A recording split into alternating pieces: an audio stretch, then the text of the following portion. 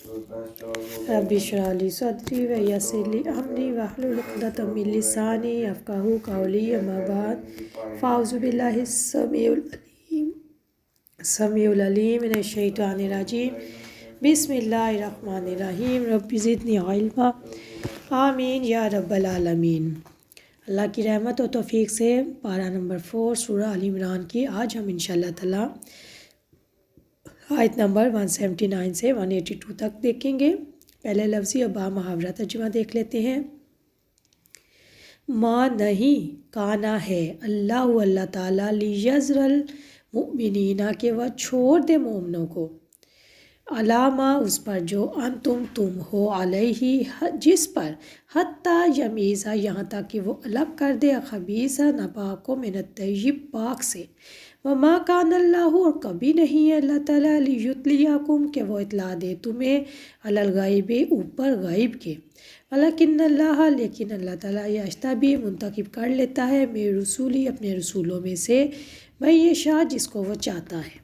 फ़ामनु चुनाचा तुम ईमान लाओ बिल्लाहि साथ अल्लाह ताला के व रसूली और इसके रसूलों के व इन और अगर तुमिनु तुम ईमान लाओ व तत्ताकू और मुत्तकी बनो फ़लाकुम तो तुम्हारे लिए अजर नज़ीम बहुत बड़ा अजर है। वला या सबन्ना और ना वो हरगिज़ वो गुमान करें अल्लाज़ीना वो लोग जो यबखलूना बुखल करते हैं बिमा इस पर जो अताहुमुल्लाहु दिया है उनको अल्लाह ताला ने मिन फ़ज़ली अपने फ़ज़ल से हुवा खैरुल्लाहुम वो बेहतर है उनके लिए बल हुवा शर्रुल्लाहुम बल्कि वो बुरा है उनके लिए सयुतव्वक़ूना जल्द ही इन्हें तोक पहनाया जाएगा माँ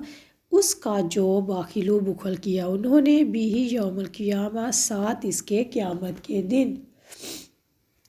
वलिल्लाहि और अल्लाह ताला के लिए है मिरासुस समावाति वल अर्ज़ मिरास आसमानों की और ज़मीन की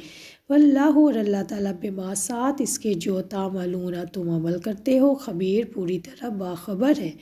लक़द समी अल्लाहु बिलाशुबा यकीनन सुन ली अल्लाह ताला ने कौल अल्लाज़ीना बात उन लोगों की कालू जिन्होंने कहा इन्नल्लाह फ़कीरुन बिलाशुबा अल्लाह ताला फ़कीर है व नहनु अगनिया और हम मालदार हैं। सनक्तुबु जल्दी हम लिख लेंगे माँ कालू जो उन्होंने कहा वक़त्लहुमुल अंबिया और कत्ल करना इनका नबियों को बिगैर हक ना हक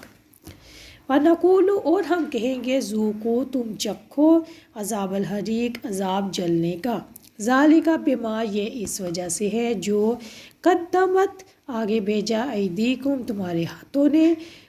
ने वअन्नल्लाह और यकीनन अल्लाह ताला लैसा नहीं है बिज़ल्लाम कुछ भी जुल्म करने वाला लिलअबीद अपने बंदों के लिए। अब्द की जमा अबीद अल्लाह ताला ऐसा नहीं है कि वो मोमनों को इसी हाल में छोड़ दे जिस पर तुम हो यहाँ तक कि वो नापाक को पाक से अलग ना कर दे और कभी ऐसा नहीं है कि अल्लाह ताला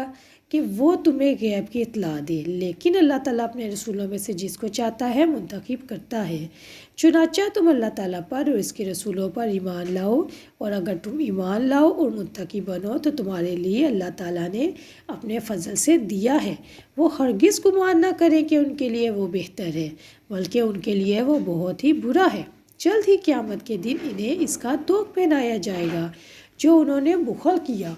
और आसमानों और ज़मीन की मिरास अल्लाह ताला के लिए ही है और जो भी तुम करते हो अल्लाह ताला इससे पूरी तरह बाखबर है। बिलाशुबा अल्लाह ताला ने यकीनन इनकी बात सुन ली जिन्होंने कहा कि बिलाशुबा अल्लाह ताला फ़कीर है और हम मालदार हैं। जल्दी हम लिख देंगे जो उन्होंने कहा और इनका नबियों को नाहक कत्ल करना भी और हम कहेंगे कि तुम जलने का अजाब चखो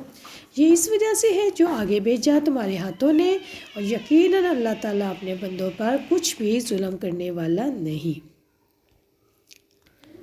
अल्लाह की रहमत और तौफ़ीक़ से हम आयत नंबर 179 से स्टार्ट करते हैं लेकिन थोड़ा सा मैं आपको 178 के हवाले से बताती चलूँ कि आयत नंबर 179 का आयत नंबर 178 से क्या कनेक्शन है। जैसा कि हमने देखा था कि अल्लाह रब्बुल इज़्ज़त ने फरमाया था आयत नंबर 178 में कि ہمارا ان کو ڈھیل دینا ان کے حق میں بہتر ہے، ہم صرف اس لیے ان کو ڈھیل دیتے ہیں کہ یہ اور گناہ بڑھائیں اور ان کے لیے ذلت والا عذاب ہے۔ یعنی اللہ تعالیٰ نے کافروں کی تو رسی ڈھیلی کی ہوئی ہے اس لیے کہ وہ اپنے گناہ میں اور زیادہ گناہوں میں ڈوب جائیں اور ان کو عذاب بھی زیادہ سخت ہو، کیونکہ وہ اللہ کی نافرمانی کرتے ہیں، اللہ تعالیٰ کو جھٹلاتے ہیں، قرآن کو جھٹلاتے ہیں۔ جیسا کہ سورۃ قلم میں آیت نمبر 44 میں اللہ رب العزت نے فرمایا، آپ مجھے اور انہیں جو قرآن کو جھٹلاتے ہیں چھوڑ دیں، ہم انہیں اس طرح ڈھیل دیں گے کہ انہیں خبر بھی نہ ہوگی۔ استغفر اللہ۔ تو اللہ تعالیٰ سوال ہے کہ اللہ تعالیٰ نے اہل کفر کو مہلت کیوں دی رکھی ہے؟ اللہ تعالیٰ کا یہ ارادہ ہے کہ آخرت میں ان کا کوئی حصہ نہ ہو، اور یہ مہلت اس لیے ہے کہ اہل کفر خوب گناہ سمیٹ لیں اور پھر ان کے لیے سخت دلیل کرنے والی سزا ہے، اور جو اللہ کی دی ہوئی مہلت سے فائدہ نہیں اٹھاتے ان کا یہ نقصان ہوتا ہے کہ ان کے کفر اور فسق اور زیادہ ہو جاتا ہے اور وہ جہنم کے مستحق بن جاتے ہیں۔ جیسے سورۃ مومنون آیت نمبر 55-56 میں اللہ رب العزت نے فرمایا، کیا وہ سمجھتے ہیں کہ یقیناً ہم انہیں مال و بیٹوں سے مدد دے رہے ہیں؟ ہم انہیں بھلائیاں دینے میں سرگرم عمل ہیں، بھلائیاں دینے میں، اچھائی دینے میں، بلکہ وہ شعور نہیں رکھتے۔ یعنی اللہ تعالیٰ انسان کو بار بار موقع دیتے ہیں لیکن انسان اکڑ جاتا ہے، جیسا کہ میں نے کل حضرت موسیٰ علیہ السلام کو آپ کو واقعہ بتایا تھا کہ وہ تو تکبر میں تھا کہ میرے ساتھ تو اللہ بہت مہربان ہے جبکہ میں اللہ کی نافرمانی بھی کرتا ہوں۔ اب یہ تو ہو گیا کافروں کا معاملہ، اب ہم مسلمانوں کا دیکھتے ہیں کہ اللہ تعالیٰ مومنوں کو مصائب میں مبتلا کر کے ان کو ایسے نہیں چھوڑ دے گا۔ اللہ تعالیٰ ایسا نہیں ہے۔ آیت نمبر 179، ما کان اللہ لیذر المؤمنین، اللہ تعالیٰ ایسا نہیں ہے کہ وہ مومنوں کو پریشانی میں مصیبتوں میں چھوڑ دے، بلکہ وہ ان کو امتحان لینا چاہتا ہے۔ اور کیا دیکھنا چاہتا ہے؟ جب تک وہ ناپاک کو پاک سے الگ نہ کر دے، مومن کو منافق سے الگ نہ کر دے، اور صبر کرنے والے مومن اور فاجر منافق کو الگ نہ کر دے۔ جیسا کہ سورۃ محمد آیت نمبر 31 میں اللہ رب العزت نے فرمایا، ترجمہ، ہم تمہیں ضرور آزمائیں گے یہاں تک کہ ہم تم میں سے جہاد کرنے والے اور ثابت قدم رہنے والوں کو جان لیں۔ یعنی مومنوں کا مصائب میں مبتلا کر کے ان کا امتحان لیا جا رہا ہے۔ یہاں پہ مصائب سے احد والے مصائب مراد ہیں جن سے مسلمانوں کی بہادری، جانثاری، ثابت قدمی اور صبر و استقلال کا امتحان لیا گیا، اور منافقوں کی پول اور شیطانیت کو کھول دیا گیا کہ جہاد سے منہ موڑ کر اور میدان سے دم دبا کر بھاگے تھے اور مسلمانوں کو دھوکہ دیا تھا۔ اللہ تعالیٰ آزمائشوں سے کیوں گزارتا ہے؟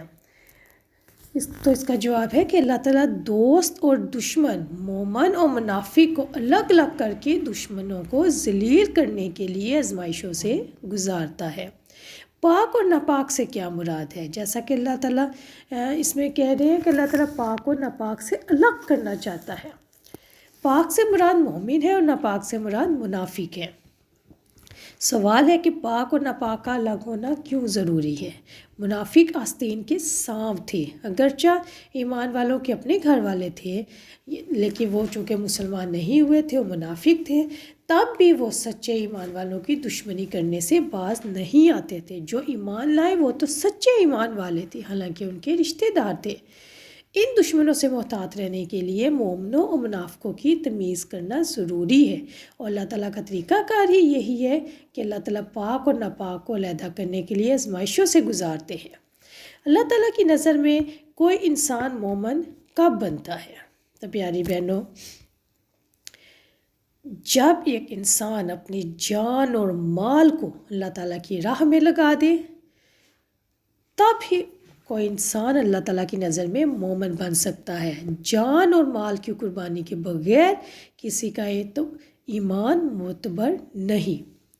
وَمَا كَانَ اللَّهُ لِيُطْلِعَكُمْ عَلَى الْغَيْبِ، کبھی ایسا نہیں ہے کہ اللہ تعالیٰ کہ وہ تمہیں غیب کی اطلاع دے، لیکن اللہ تعالیٰ اپنے رسولوں میں سے جس کو چاہتا ہے منتخب کر لیتا ہے۔ یہ منتخب کس مقصد کے لیے ہوتا ہے؟ انتخاب کس مقصد کے لیے ہوتا ہے؟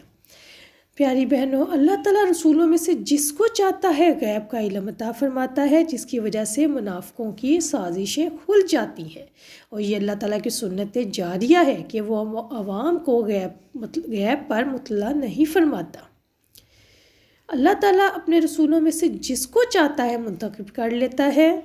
اور اللہ تعالیٰ اپنے چنے ہوئے رسولوں کو غیب کی کچھ باتیں بتاتا ہے، سب رسولوں کو غیب کی باتیں نہیں بتاتا، اور یہ جو غیب کی باتیں بتاتا ہے یہ بھی ان کی نبوت کی دلیل کے طور پر ضرورت ہوتی ہے، مگر وہ اس سے عالم غیب نہیں بن جاتے۔ یاد رکھیے، کوئی بھی رسول ہو وہ عالم غیب نہیں ہے، ہاں وحی کے ذریعے جتنا علم دیا جاتا ہے ان کو اتنا ہی معلوم ہوتا ہے۔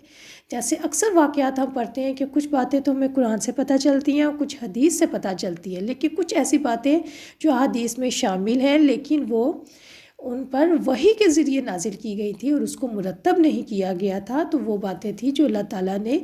غیب کے ذریعے سے ان کو اطلاع دی تھی۔ جیسے ایک کافروں نے پلان